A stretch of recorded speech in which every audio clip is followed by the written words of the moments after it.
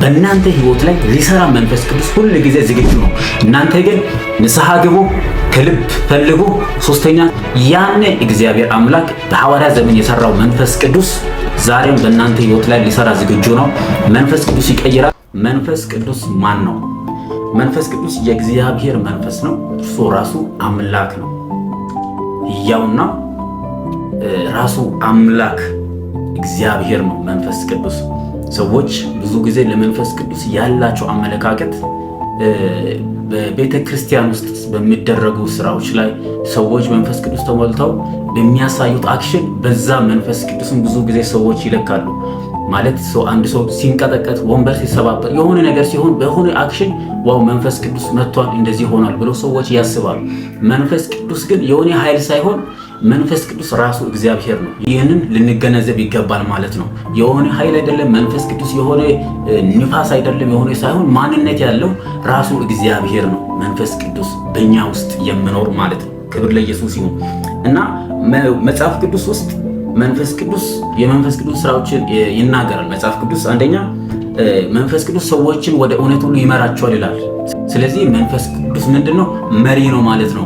በህይወታችሁ ላይ ወደ ተሳሳተ መንገድ፣ ወደ እግዚአብሔር ወደማይከብርበት መንገድ፣ እግዚአብሔር ወደ አላዘዛችሁ መንገድ ወደዛ ስትሄዱ መንፈስ ቅዱስ ይነግራቸዋል። ወደ እውነት መንገድ እንዲሄዱ የምትሄደው መንገድ ትክክል አይደለም፣ ይህ የምትሄደው የሚሰራው ነገር ትክክል አይደለም፣ ተመለስ እያለ መንፈስ ቅዱስ ይናገራል ማለት ነው። ስለዚህ ወደ እውነተኛው መንገድ እንሄድ መንፈስ ቅዱስ ይመራናል። ሁለተኛ መንፈስ ቅዱስ ያጽናናናል። መንፈስ ቅዱስ ይረዳናል። ብቸኝነት ሲሰማን በብዙ ሁኔታዎች ሰዎች ከኛ ስርቁ ብቸኝነት በሚሰማን ጊዜ መንፈስ ቅዱስ ከኛ ጋር ሆኖ እኔ አለው ይላል። ስለዚህ በዚህ ሰዓት በብዙ ሁኔታዎች ውስጥ፣ በብዙ ግራ መጋባት ውስጥ፣ በብዙ ብቸኝነት ውስጥ ያላችሁ ከኔ ጋር ሰው የለም፣ ሰዎች ርቆኛል ብላችሁ የምታስቡ ሰዎች መንፈስ ቅዱስ ከናንተ ጋር አለ።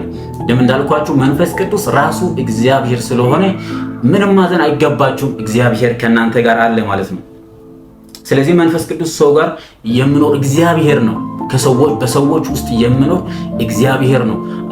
ሐዋርያት ሥራ ምዕራፍ 2 ላይ እንደምታስታውሱት ሐዋርያትን ኢየሱስ ክርስቶስ አብ የገባውን ተስፋ ቃል ያንን መንፈስ ቅዱስን እንዲጠብቁ በኢየሩሳሌም ከተማ ሆነው እንዲጠብቁ ነግሯቸው ነበር እና ያንን ኃይል እስኪቀበሉ ድረስ መንፈስ ቅዱስ እስኪወርድ ድረስ ከዛች ከተማ እንዳይወጡ ነግሯቸው ነበርና መንፈስ ቅዱስ ኃይል እንደሚሰጣቸው መንፈስ ቅዱስ ከነሱ ጋር ወንጌልን ሲሰሩ በተአምራት በተለያየ ድንቃድንቅ ቃሉን ያጸና ነበር። ሰዎች ይድኑ ነበር። እግዚአብሔር የሚድኑ ሰዎችን ይጨምርላቸው ነበር እና በህይወታችን ላይ መንፈስ ቅዱስ ምን ያደርጋል? ሰብ ቅድም እንዳልኳችሁ ይመራል። እውነተኛ መንገድ እንድናውቅ ያግዘናል ማለት ነው። አንዳንድ ጊዜ ሰዎች ይህን አታድርግ የሚል ድምፅ እንሰማለን።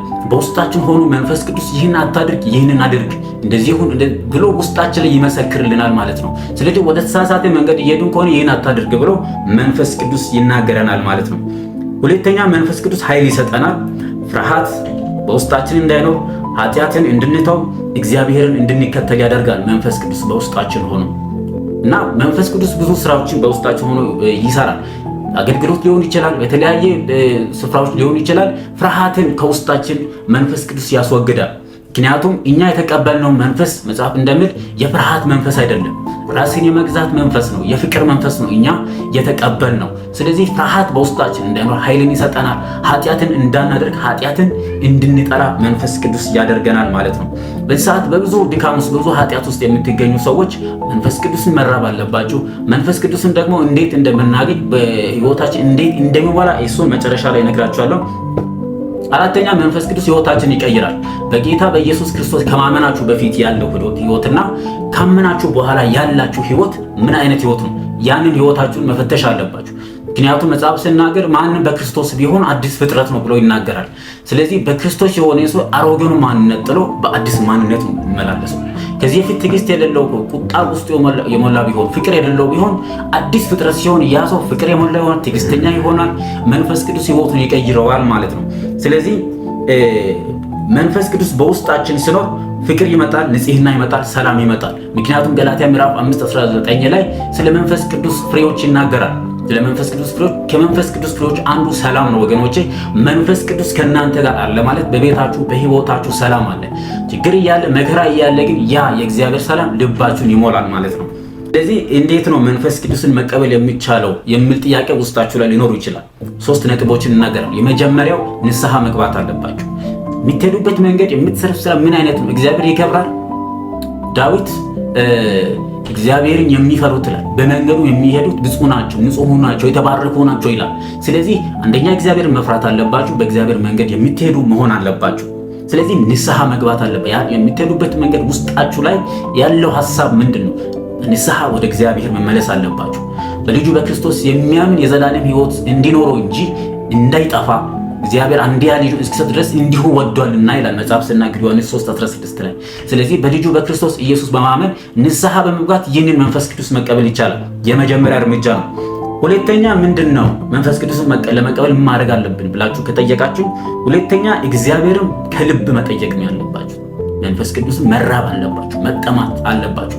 ዳዊት አምላኬ አምላኬ አለ፣ ወደ አንተ ይገሰግሳል፣ ነፍሴ አንተን ተጠማች፣ ሥጋዬም አንተን እንዴት ናፈቀች። እንጨትና ውሃ በሌለበት ምድረ በዳ ላይ አንተን ናፈቀች። ሥጋ እንግዲህ ሥጋ ምግብ ነው የሚፈልገው፣ ግን የዳዊት ሥጋ መንፈስ ቅዱስን እግዚአብሔር ሕልውና ናፈቀች።